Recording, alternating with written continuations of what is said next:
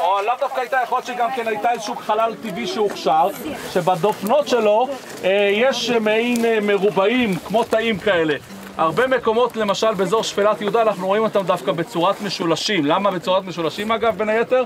כי אפשר להכניס יותר מבחינת שטח. אתה שם שני משולש, אחד הפוך, אחד ישר, ואתה מזהה, מקבל שטח יותר מנוצל. למה נועדו הקולומבריום האלה? מחקר גדול וויכוחים בין החוקרים שטענו שמדובר באולי משהו פולחני, לשים צלמים, אולי במשהו חקלאי, לשים דבש או כל מיני דברים אחרים, אבל הדעה מקובלת היום במחקר שמדובר בבתים לגידול יונים.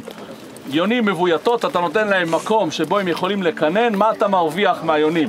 אז שני דברים, קודם כל יונה כשלעצמה היא אוכל, כן? במנהג היהודי של ירושלים העתיקה, חתן וכלה היו אוכלים יונים בליל הכלולות. כמובן שגם לבית המקדש, כן? קורבנות, או קינים או בני יונה. זה היה קורבן העני או קורבן העם נקרא לזה, עמך. מי שהיה לו משכנתה על הראש, יוקר המחיה, המילקי היה גבוה, הביא קינים או בני יונה. על השלשת של היונים שמשת כדשן מאוד משובח. בתקופה ההיא לא היו חומרים קימיים כמו שלנו היום, מדושנים שמעשירים את הקרקע.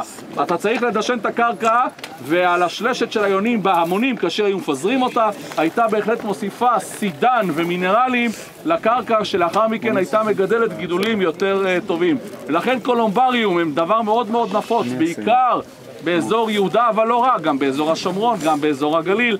יש סוגים שונים של קולומבריומים, יש קולומבריום בנוי, כן, מעין מגדל. בארץ ישראל לרוב הקולומבריום הם חצובים. קולומבריום זה לא רק המצאה ישראלית או יהודית, אלא יש גם בעולם, ברחבי העולם, בתי גידול ליונה, שם הם נקראים בשמות אחרים. שם בדרך כלל הם באמת או בנויים כמגדלים או במצוקים של סלע וכדומה. הערת אגב, אנקדוטה קטנה, כאשר עוד לא ידעו מה השימוש, ויקטור גרן את הקברים המפוארים בחרבת טיבנה, אז בפתח של הקבר המפואר יש שם קיר עם קולומבריום, וזו הייתה ההוכחה שלו ששם קבור יהושע בן נון, כי הנה יש מקום שם להניח נרות, כן, נרות נשמה. זה תמנת סלע? איך? זה התמנת חרס? מזוהת, אולי יש, זה תמנה של יהודה, עיר הבירה של חבל תמנה בוודאי, אבל זה לא הסיפור לכאן. כאן אנחנו נמצאים ביהודה אחרת. שואלים למה קולומבריום? קולומבריום זה מושג יווני.